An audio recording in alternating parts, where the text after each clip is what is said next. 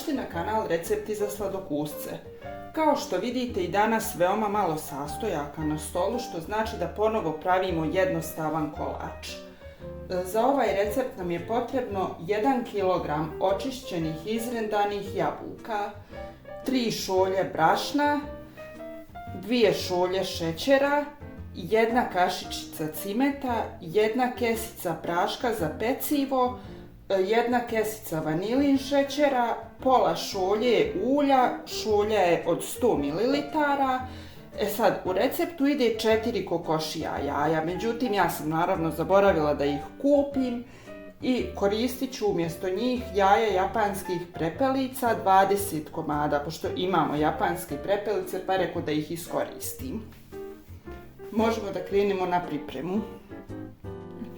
Za sada ovo možemo da sklonimo sa strane.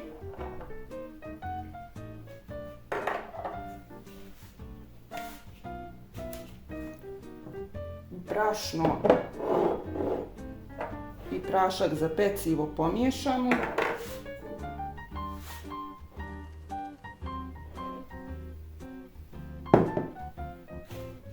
I krećemo sa mućenjem.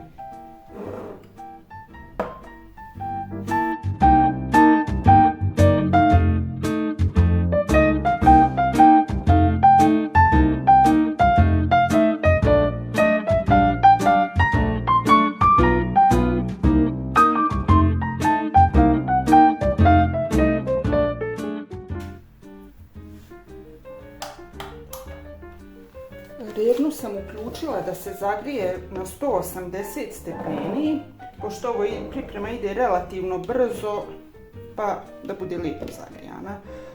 Sad mutimo jaja i pola od ukupne količine šećera, ulje i brašno.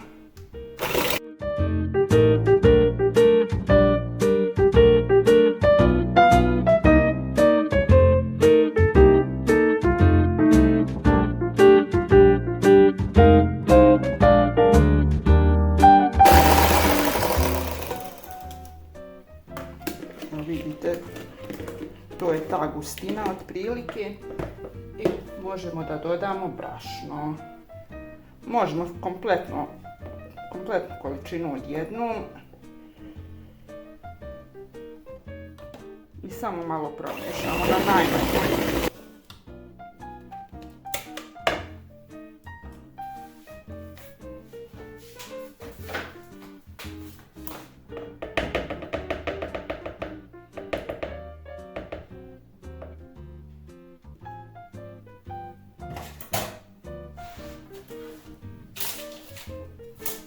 Tepsiju sam obložila papirom za pečenje i sada pola od ove količine smjese prebacujemo u tepsiju da se malo zapeče, nekih 5 do 7 minuta otprilike, a za to vrijeme dok se to peče mi ćemo da malo prodinstamo jabuke sa ostatkom šećera, cimetom i vanilin šećerom.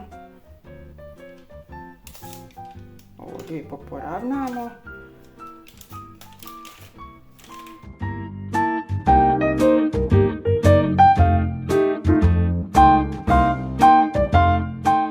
I nosimo na pečenje. Dok se kora peče mi možemo da prodinstamo jabuke sa šećerom, vanilin šećerom i cimetom. Ako ne volite cimet ili vanilin šećer, možete da izostavite ili smanjite količinu. Ako volite više, naravno dodajte po vašem ukusu.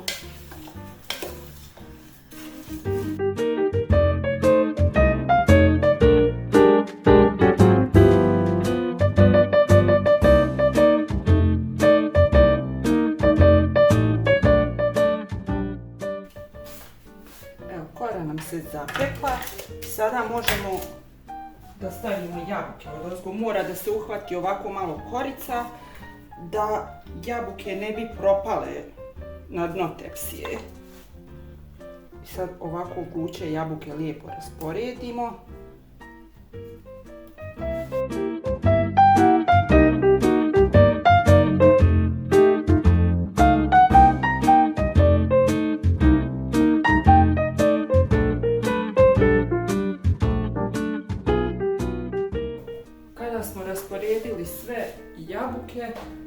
da prelijemo ostatak smjese za koru i vraćamo na pečenje još nekih 10 minuta otprilike, ali provjerite, možete da provjerite čačkalicom, zavisi sve koliko vam je rerna jaka.